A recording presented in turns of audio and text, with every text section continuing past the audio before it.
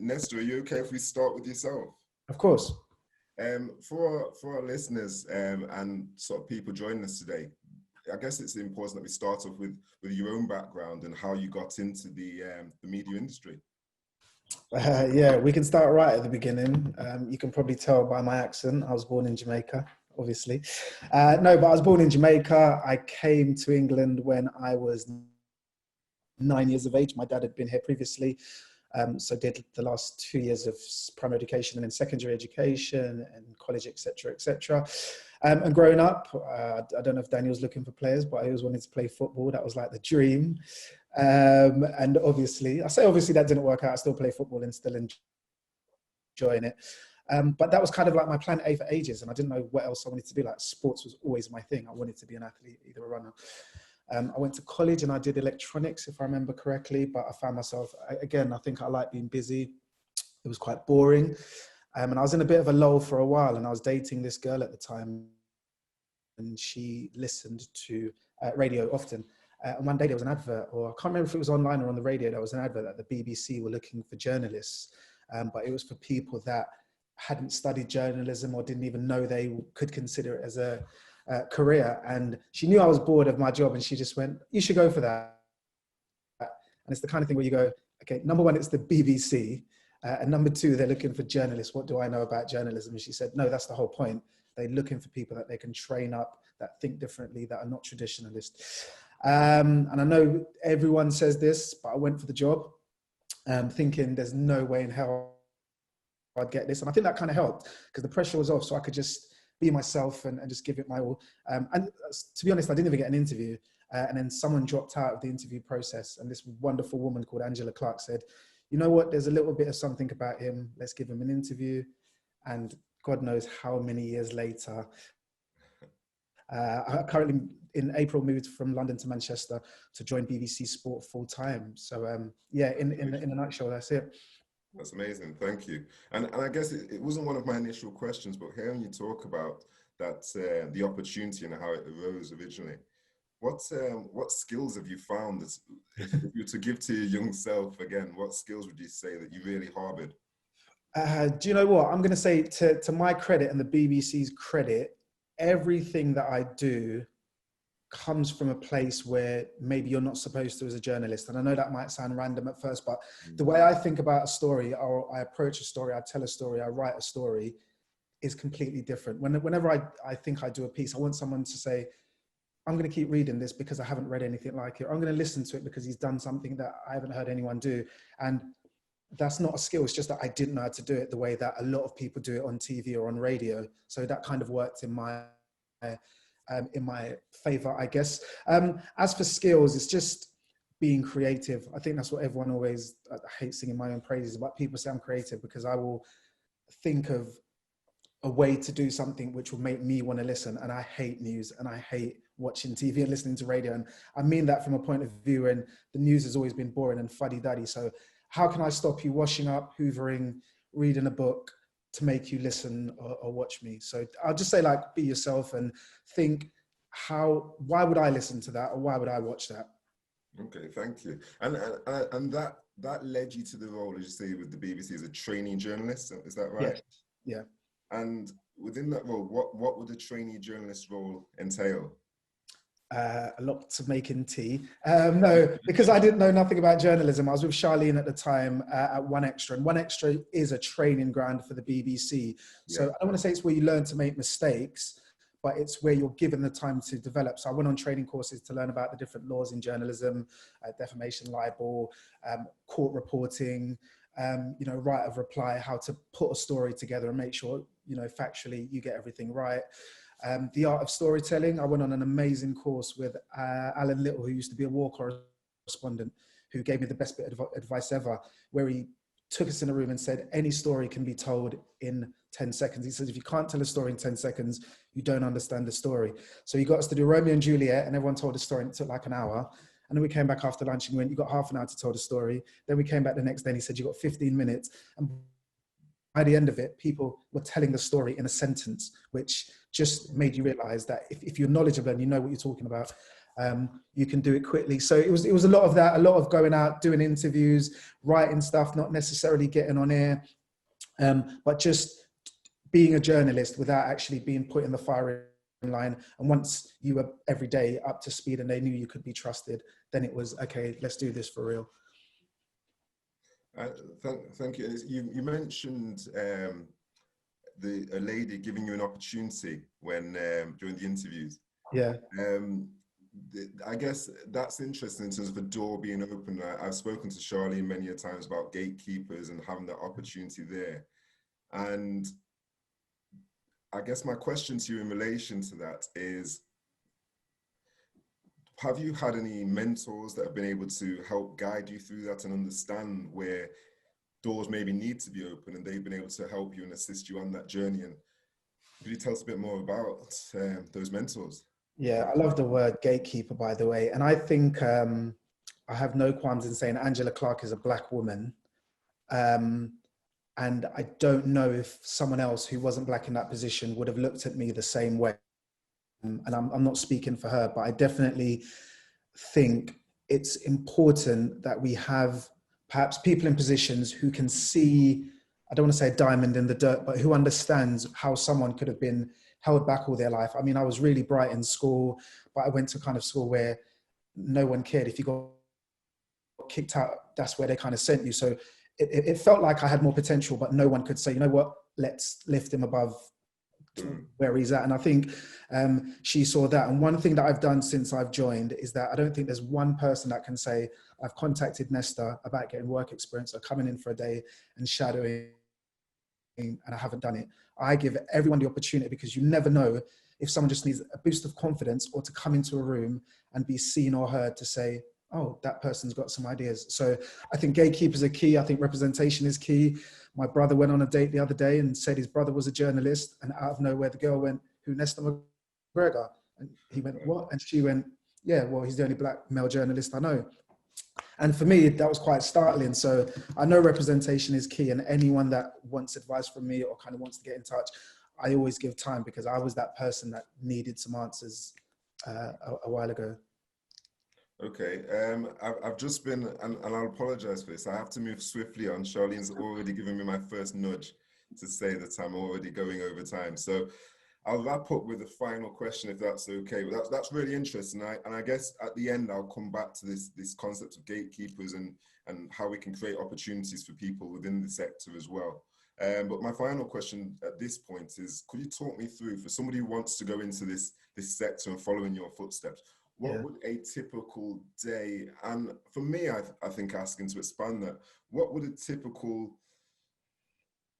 week, a month, how would you describe your role to somebody wanting to get into it rather than a typical day?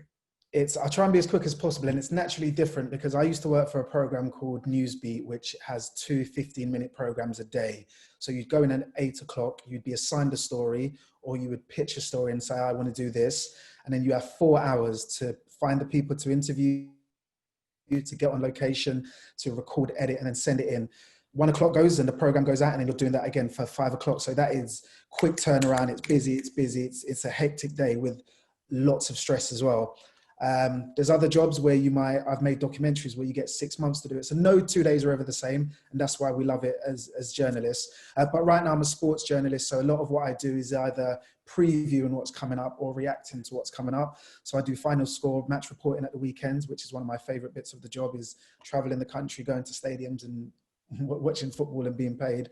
But a lot of it, I guess, is what people don't see, is the setting up stuff and the writing for the website, which takes a little bit more time. So no 2 days are ever the same. I could be making a TV package today, a radio package tomorrow, a digital video for Instagram the next day. And that's what I love, the varieties, that every day you get to come in and you go, right, I'm doing this, and how can I make it interesting, or fly on whatever platform that it's on. I hope that answers your question. Oh, it really does. And I think it presents an insight, into the variety of opportunities, but also in these changing times that we're in right now, that there's probably a lot of young people who probably aren't sure where their journey may take them. And hearing that you can effectively start from an opportunity through somebody just mentioning, why didn't you go for this? And you can make it all the way onto national radio is a real inspiration. So thank you for that, Nesta. Your passion for sport and football in particular leads me nicely onto Daniel Davidson. Daniel? And yes, Daniel, Daniel, for those that don't know, he's the first team assistant manager at Coalville Town FC. I want to start off by saying, Daniel, congratulations on your midweek win against Hensford Town. It was 3-0. And for those that don't know, in regards to Coalville FC, you're currently third in the Southern Central League. So could you talk to us, Daniel, about your own journey within football, and for me specifically, how you made the step up from player into coach and assistant manager? Okay, so to start off, we'll go way back. When I was a youngster, football it's always been my thing. So I had quite a promising junior career as a footballer, as a striker, named as a striker. Scored a lot of goals as a junior, and my name was, within football circles, I was well spoken about as a kid. The local leagues were where I was playing initially. Went on and got attention from professional clubs at the ages of 14, 15. So went on to represent Derby County, Stoke City, and then finally I ended up with Nottingham Forest. However, the words that no 16-year-old footballer wants to hear were just waiting around the corner, and I got released at 16. This was just before taking my GCSE exam, so it probably fell at a good time if you look at it that way, because it meant I had to switch my focus from 100% football to maybe focusing on where I was going to go, because the dream, as I thought it was going to be, it didn't quite materialize at that time. So back to the drawing board it was. Went back to playing local league football. And then out of the blue one day, I got a phone call inviting me to go on trial with Burton Albion to play in their youth team. So, yeah, from the low and the disappointment of being released became a new opportunity, which I was going to go and explore. So went along to these trials at Burton Albion, did well, signed with the youth team, had a couple of years there with the youth team, and then got promoted to be playing first team at the age of 17, going on to 18. So things were looking promising again. Like I say, made my debut at 17, going on 18 for the first team at Burton Albion. Scored on my debut, things were looking good. And then the manager got sacked, and Nigel Clough came in. So this was the start of Nigel Clough's reign as Burton Albion manager. Nigel came in with his own ideas and his own players, and you know the usual story when a new manager comes in. And me as a young player, I sort of got pushed back, and opportunities then became limited. However, that was just another chapter, as we'll call it, another chapter in my journey. It meant I needed to take another step back because my opportunities were limited there. I had to move on. Took a backward step, left Burton Albion, which at the time was a very good club, in terms of facilities, in terms of personnel, in terms of league status. It was a very good place to be. However, I had to take a step back and drop a couple of leagues to go and find a place where I was going to be valued as a player and get regular game time. At that age, I thought that's what I needed. So that's what I did. Took that step back, dropped a couple of leagues, and that resurrected things. So I went on from there to have a 17-year career in non-league, playing up to conference national level at various teams. You've got, Stafford Rangers, Hereford United, Boston United, some quite recognised teams within the non-league, Crawley Town, quite recognised teams within the non-league structure, and some of them now obviously got league status. So that was my journey as a player, and that was my journey as a player, whatever. So 2013, it was to me to say, now I've had my time as a football player, enjoyed some highs and lows, had a good journey in the non-league circle, and it was now my time to maybe step back a little bit and focus on my children and what they were doing. So that was my time to step away from football. However, I knew at the time, coming away from being a player, I didn't want to completely come away from any involvement in football whatsoever. So my first step in terms of coaching was to go and coach my son and his under-7s football team. So I think many fathers up and down the country, you'll know, you start off by attending, taking your lad to a training session, then you might collect a few balls in or put a few cones down or help put the nets up. Next thing, you've been handed the mantle of under-7s team manager. So that's what I became. Sorry. Congratulations. But yeah, that became my pride and joy then at the time, because obviously you come from an environment where it's quite a competitive environment, and you still want to be involved to some capacity. Obviously, you can't take that same mentality into coaching under-7s football, because it's more about the development of those as individuals. But it's still rewarding, still rewarding at that time, and seeing the development of not only their football skills, but their personal skills, their confidence, their organisation. All of that comes part and parcel of what you're doing. So I think you take a bit of pride in that. Yeah. Anyway, so sorry. No, I was going to say, and can I ask, in terms of the skill set that you got at under-7s football? Yeah. I presume that was the first time that you were inspired to say that management and coaching is for you? Yeah, I think so. Organising training sessions and seeing those players develop, it gave me a different look at the game. When you're a player, you see it from just being a player. When you're a coach or a manager, I think you have a broader view of the game. And so from doing the under-7s, I obviously started doing my coaching courses and my badges. The club I was with at the time were willing to fund whatever course I needed to go on. So I took up that opportunity to educate myself and get a little more knowledge from the coaching side of things. Really enjoyed it. A lot of the FA courses I went on, I met some good people, made some good contacts. And it was just a general steady progression for me. So I went from under-7s manager took the same team from under-7s up to under-9s. Then my son left the team. So he had done well enough. He'd got spotted by an academy, so we moved him into the academy. However, I still wanted to stay coaching, so moved on from the under-9s team, went on to do the under-18s, which was a new challenge. Obviously, 18-year-olds come with their own... Teenagers, yeah, of course. Yeah. So yeah, that was the under-18s. Then moved on to doing reserve team football, and then stepped into the first team environment, which was essentially where I think I needed to be. Without blowing my own trumpet, I feel I've got a certain level of experience and skill that I can pass on.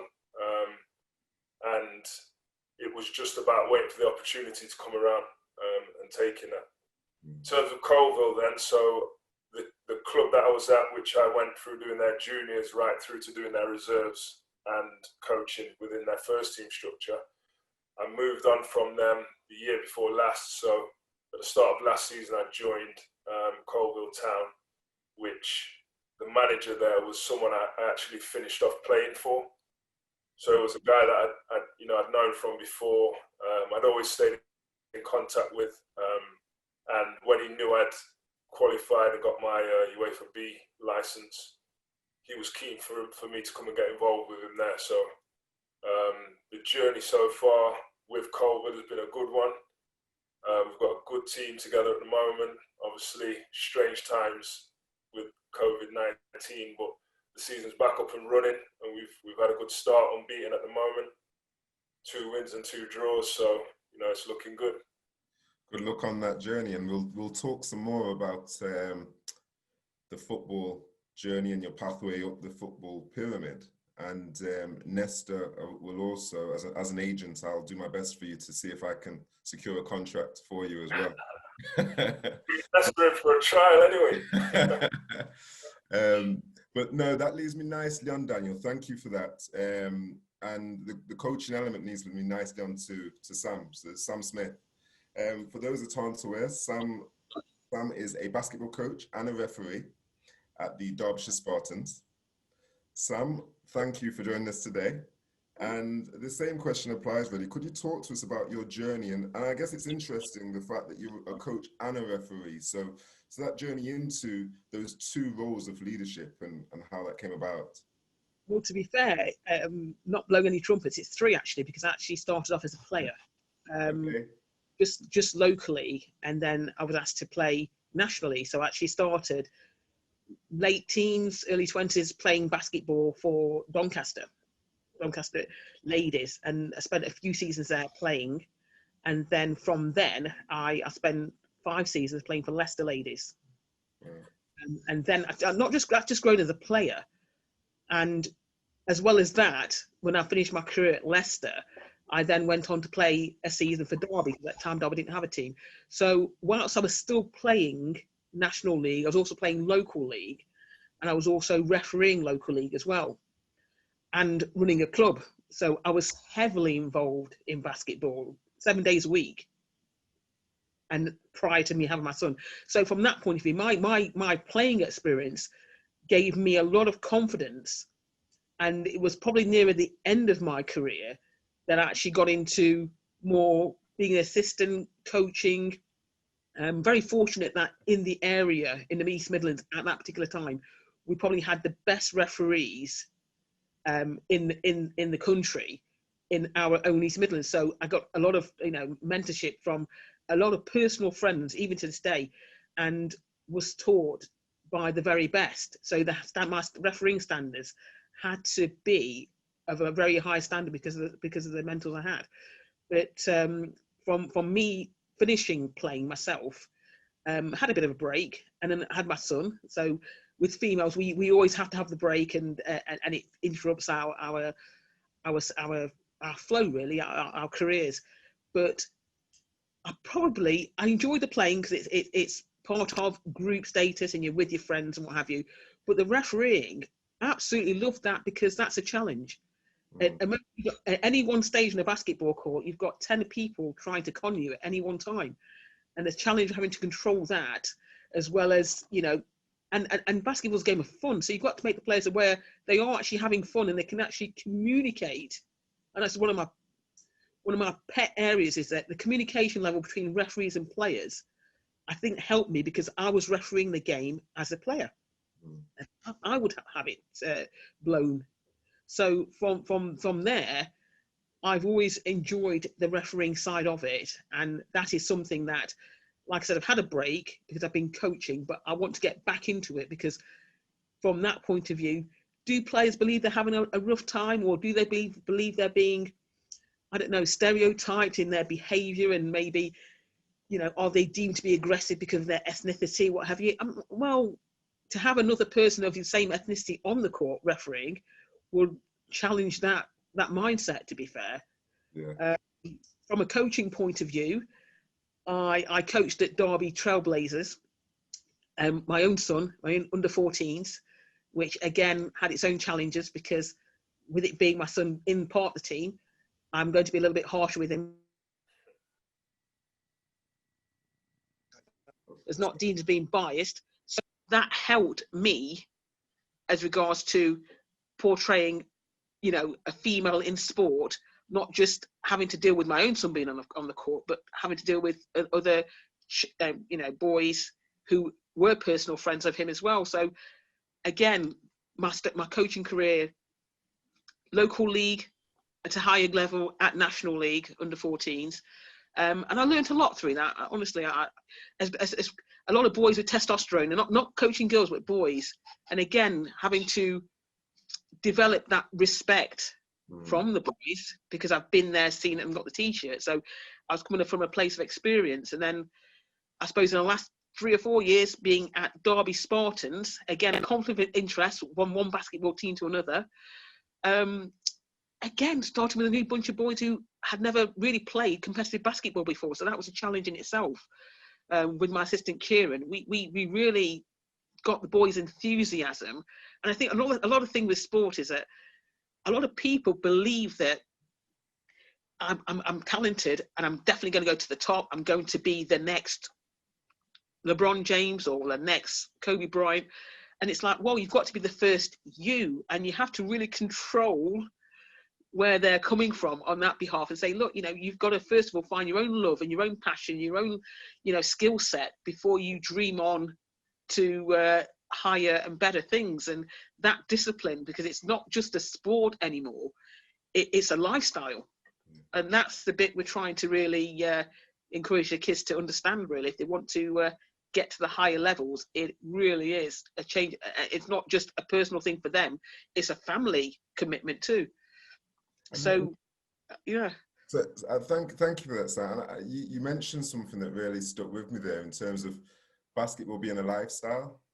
And yes. with that, we see that very much. And when I think of basketball, I think of it, and Nesta mentioned it earlier on with the finals of the NBA right now. Yeah. We think of it very much as an American sport, and you spoke about your journey in there. Now, what do you think is that missing piece from what you've seen to create that big push for the UK industry of basketball, and how could we make that happen, especially within the Black communities? Well, to be fair, I think you've got to start at the very beginning, and it starts in the home, because when I was growing up, I wasn't the one being ferried around in a car. It was totally on my own back. I had to get on the bus, get out of my comfort zone and go to travel everywhere I needed to go. Now, with my son now playing, my car is full. And I give that opportunity for people to play. If I've got room in my car, I will take people in my car, because it has to start with the parents wanting to actually get involved in their child's leisure time activity. I mean, I'm not being funny. We see images, the negative images of children being on the streets and hanging around in groups and things.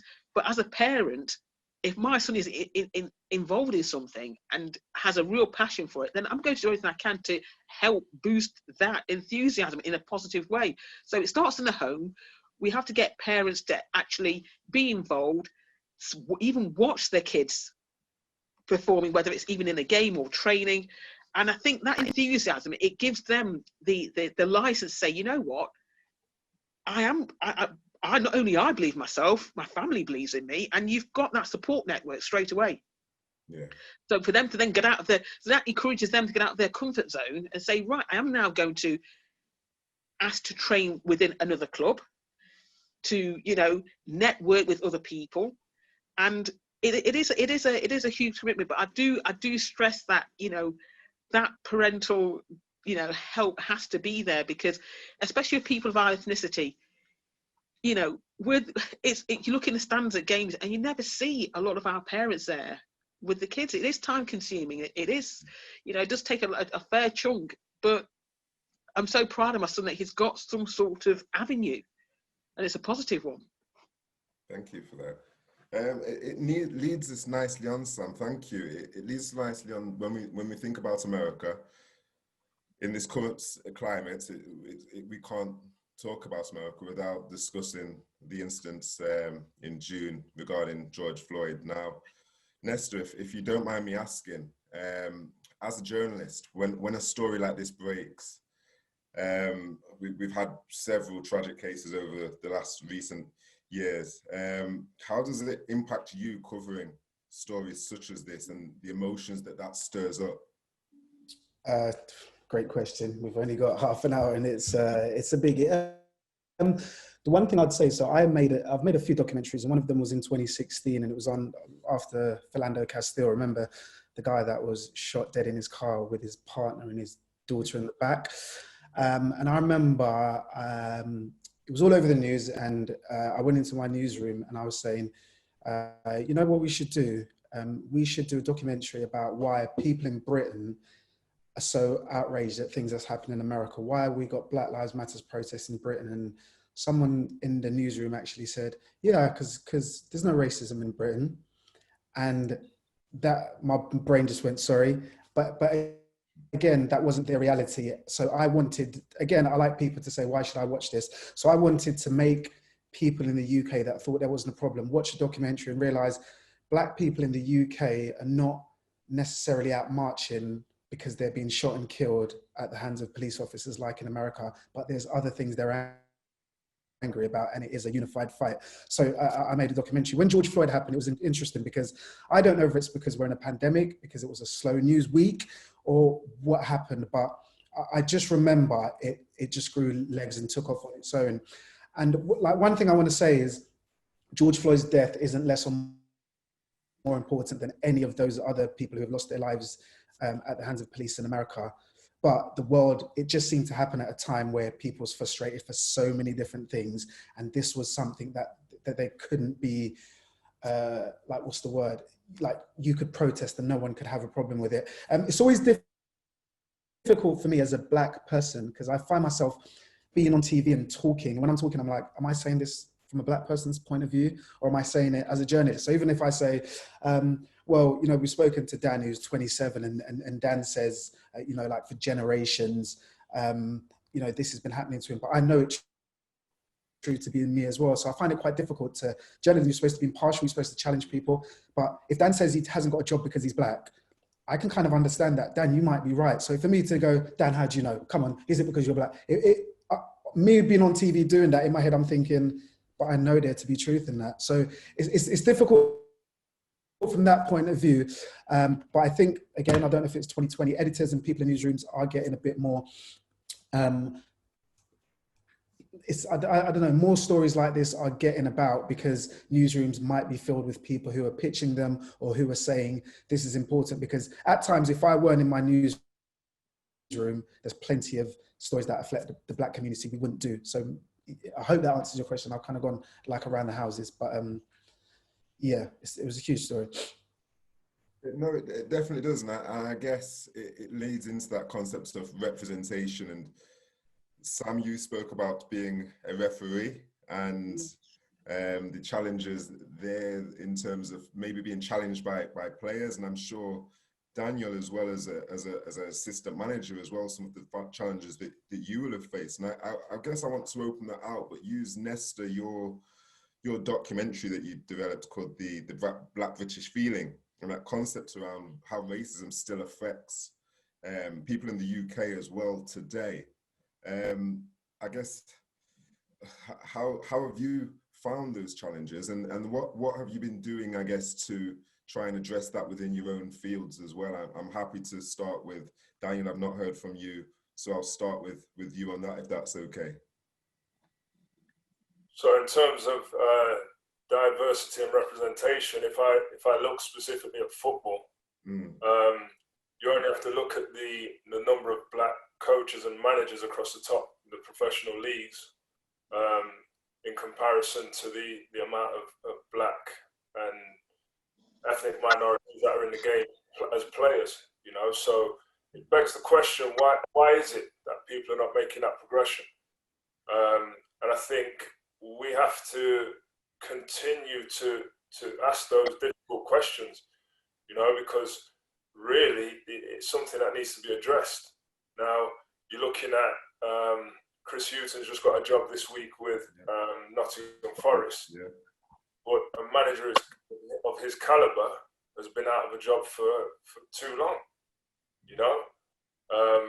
There's a number of players, ex-players, who go into management that are not afforded certain opportunities, and you have to ask the questions, you know. Sol Campbell, one of the best England defenders to have played in the top league, he starts his managerial career, and where does he have to start? You know, Macclesfield Town, in the bottom tier of professional football, whereas you see other managers come and they walk straight into jobs at the top level. So just, you know, I think the questions have to be put out there, and you know, we have to keep working towards getting ourselves in position and representing, you know, our ethnicity in whatever sport it is. It's the only way that things are to improve if you keep pushing it. You know, we cannot just accept that's just what it is. Yeah, that's my general view on that. Thank you, and it leads on to the concept you mentioned football and the fact that representation is limited, and I know only today an anti-racism body has been set up called the Black Footballers Coalition. Yeah. Do you feel that something like that body are able to make change? And I guess then I'll follow that up with Sam to find out if something like this either exists within basketball or would something like this be useful there as well. But Daniel, I guess to start off with yourself, how do you feel this coalition will be able to make changes? Yeah, I'll be brief with my answer on that one. I think with regards to a coalition, I think we have to be careful that we don't create a divide. I don't think we want it to be a negative thing, but I think we have to push the boundaries to try and create some change, because it's been too long that certain things have been going on and things have been spoken about and there have been different campaigns. But what are the hard facts? What are we actually seeing? Are we seeing any change? You know, and until we do see some change, then there's always going to be issues. There's always going to be problems. There's always going to be people treated differently and feeling differently, when really that should never be the case. And Sam, I guess likewise to yourself. Yeah, it's surprising because basketball is the second most popular team sport in Britain, and yet we get, you know, the least amount of funding. So as regards to having the role models within the sport, it's incredibly surprising, because we are represented as players. There's a lot of kids that have ball and will play, but in the other aspects of coaching and officiating, it's turning slightly, but the will has to come from the individuals, because for most players in Britain to actually want to progress, you are looking at stateside. You're not looking to be in Great Britain because the funding's not there, the resources aren't there, you know. And so from that point of view, in other countries, yes, the sport is more diversity. There is more diversity there, but in Britain, I think we have to really start with, you know, you have the regional hubs where it's called Aspire, and you'll have select few that are selected to go and play. But I'm more concerned with seeing a more, I suppose, to a certain degree, balanced diversity in all aspects of the sport, not just playing. And that from that point of view, as clubs and within the sport, just locally, nationally, encouraging players not just to be players, but to say, you know what, you can have a career as a referee or in other aspects of the game, because we are heavily underrepresented in there. And I think I'm not sure if that enthusiasm has to come from locally, you know, from the grassroots level, to say, don't just be stereotyped into being a 6-foot guy who can just play ball. We have some very intelligent players and some very experienced players that could easily referee a game and be encouraged to do so and coach. But for some reason, they're just not in the, and I don't know why that is, because we're on the floor. You know, if you look at on a normal basketball court, I would say 2/3 would be of, you know, of some sort of ethnicity, whether and it's so diverse that it worries me. It does worry me, actually. And with that, Sam, I'm thinking about representation, and we're focusing particularly on the Black community today. But you may have seen, I guess, as a female Black person as well, a Black woman in basketball, potentially, and I'm presuming this is the case, is that representation on both of those areas is underrepresented. So how have you faced challenges as a female and as a Black woman as well then? As a female, I mean, as a referee, as a female, you would certainly walk into a game or onto a court, and you could feel, oh, here we go, she hasn't got a clue. And I think because of my playing reputation, that helped me overcome those sort of barriers, because it's not a game where you can hide. You either know how to referee and do your job, or you know how to play. So once you've actually performing, the respect is automatically there. You may not have it when you've walked into the building, but as soon as you start doing your job, and you have to obviously do it at a high standard, you are then recognised. And I think to a certain degree, we have to put more emphasis. I have to put more emphasis when I'm coaching.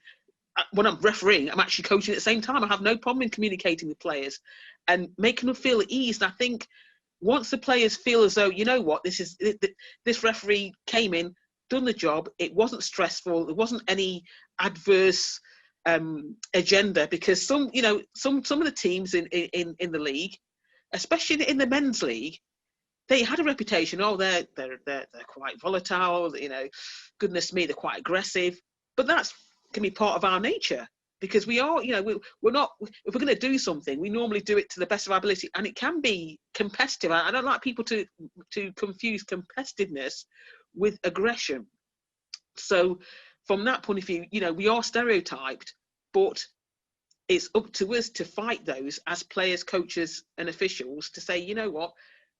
We can be in all aspects, and I think that's why I'm getting back into the refereeing side of it, because I think I have to show that the other young boys, girls out there that even young kids 13, 14 can referee and have the confidence to do so. So I'm myself am trying to encourage younger boys into getting into refereeing, because actually it actually helps the game as well. It actually gives them an insight into improving their own game. Refereeing does anyway. So, yeah, but it has to start with not being stereotypical. You are a player, and that's all you can do. Thank you. And apologies that we're having to rush through a lot of this, because these are conversations that we could probably have for hours and days and weeks on end. So I take that, as I say, it's a shame that we don't have longer. So I want to wrap up with our final, for me, the two key areas. I'll come to you all individually to ask final points. But before that, I want to see about, we know the problems, and we've seen campaigns such as increasing women's participation in sport, Sam, and This Girl Can. Yeah.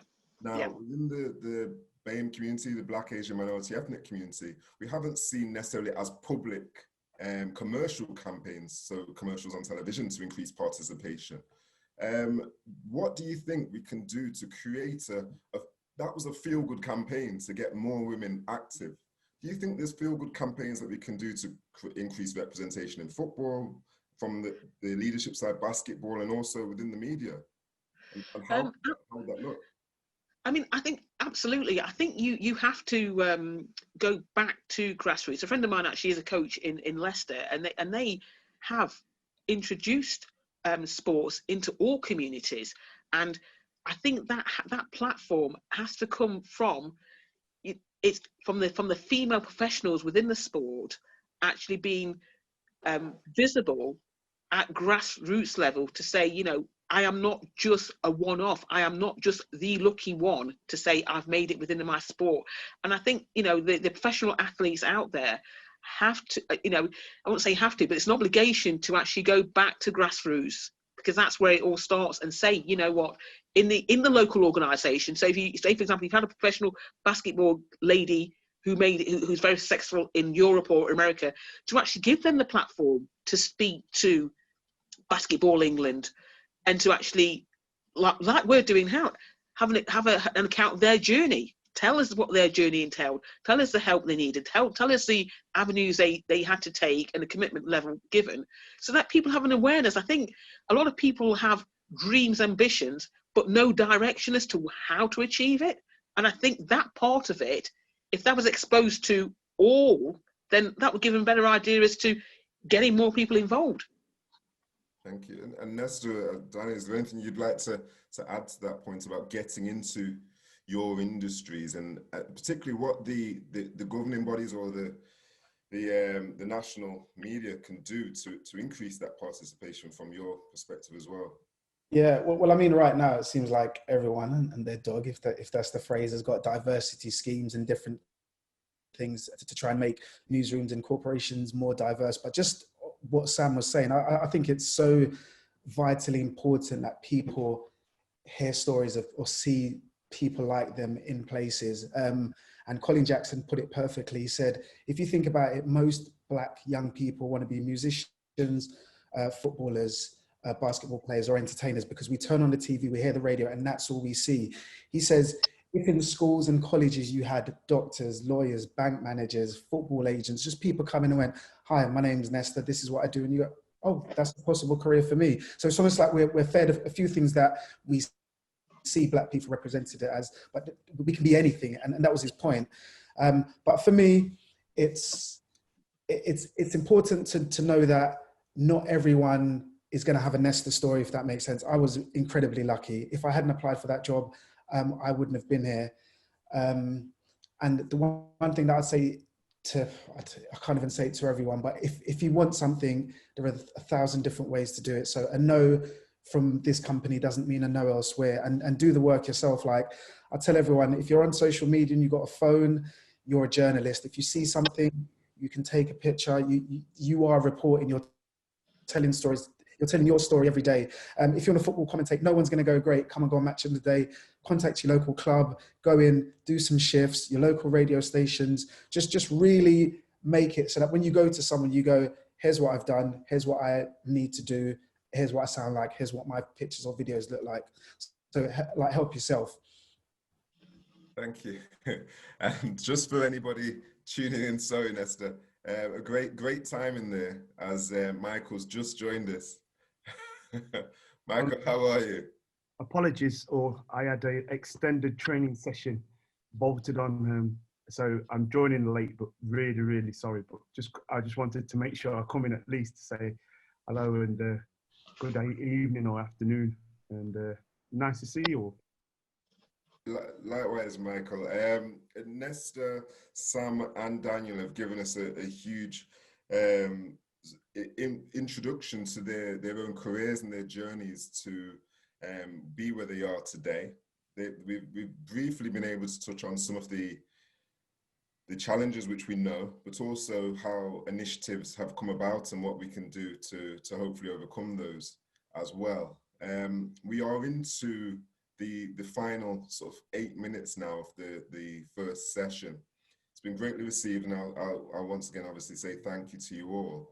But Michael, we've just had a conversation regarding campaigns to increase representation, and the final points that I want to draw from the three panelists is around, if you could, Nesta spoke about within the BBC, you're challenged to summarize something within a sentence. So if we use that as the final platform, if I ask that to you all, representation, what does that mean to you, and what would that look like, I guess, in a perfect scenario? And I'll start with Nesta. You're the expert on this. I knew you'd come to me. To me, representation is when I flick through the TV, newspaper, magazine, wherever, I go anywhere and someone, and I'm not like, oh, there's a Black bank manager, oh, there's a Black newsreader, a Black weather person. It's just, I'm so used to it, so it becomes the norm, and that will only come from people seeing people and thinking I can become that. But someone has to be the first as well, so if you don't see it, break down that door and try and be it so that you can be the role model or inspiration. Thank you. Who wants to follow up? I'll follow that one. What I say is that I think that to have a honest, real representation of your own journey, I think more people exposing their own journeys and not saying, yeah, I woke up yesterday and I had a great talent. Just exposing that, the reality of, yes, it's not easy. You know, it is challenging, but that is part of it. People always see your destination, never see your journey. So I think exposing the journey of success is a huge part. Thank you. And Danny? Yeah, I'd second a lot of what the guys have already said, to be honest with you. But what I'd say is, as a person, you've got to be yourself. You know, in whatever it is you're doing, you've got to be yourself. You've got to believe in yourself, and you've got to educate yourself. You know, don't set any limits on what you can achieve as an individual. You know, there will be opportunities. You will face challenges. However, you know, if you are prepared to put the work in and keep pursuing whatever it is you believe in, then you know you will be able to get there.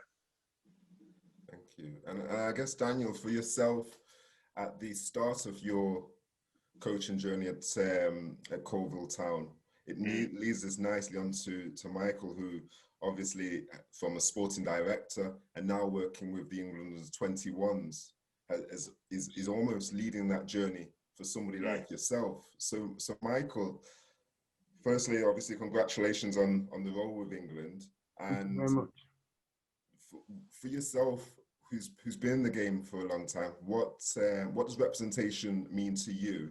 And then I'm going to follow that back around as my second and final question in terms of a tip that you would give to a young person to get into the industry. So Michael, if I start off with representation first of all, what does that mean to you? I think representation means a real confidence and a real purpose about your lifestyle. I think you have to have a purpose and you have to believe in your purpose, which ultimately begins with you. So no matter what the industry says to me, I honestly believe that I can. And I think it's that purpose that allows you, because you're going on that journey, regardless of what the industry says, that talent will always meet opportunity at some point. And you have to be ready for when that opportunity comes. There's so many people who stopped believing and then an opportunity came and they wasn't ready to embrace it. So I would encourage anybody to make sure that we're well represented, that you have a total belief in your own journey. Somebody once said to me, you can either be the pilot or the passenger of your life. And it's important that we are pilots, and don't let the industry try to tell you that you can't do something, because there will be an opportunity later down the road, but you have to keep believing. And once that opportunity arises, that's when I believe we'll get more representation in positions of power. Thank you. It's a brilliant way to conclude the concept of representation. Now we're into our final minute, so I'm going to ask for one tip, and if you can do that almost within a word or two, just one tip for an aspiring Black person to succeed and to be represented in your sector, what would it be? So Nesta, I'll start with your tip B. I'm going to copy Michael and say, be yourself, because that's exactly what they're looking for. They're looking for a you, because there isn't a you. That's why you've got the job. Thank you. Sam? I would say, be inspired by people around you. Take mentors from every avenue, not just in a particular sport, but in any diverse sport you can get mentorship from. You take the mentorship from whoever is experienced enough and respect enough to listen and actually do the listening. Listen to people's experiences.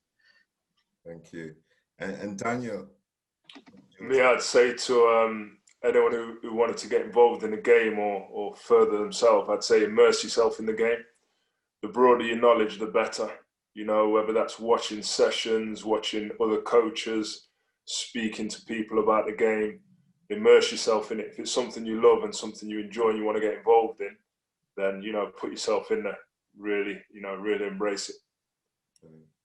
Michael, we've saved you until last. So what would your final tip be? I always use this saying I steal from research, is success leaves clues. So whether that is health, NHS, education, whatever sectors it is, if there's somebody who's been successful, then there'll be clues as to why they're successful. And we need to find those clues. So success leaves clues. Going back to Sam's point about make sure that you can go across different sectors and learn. You'll learn from successful people. Thank you.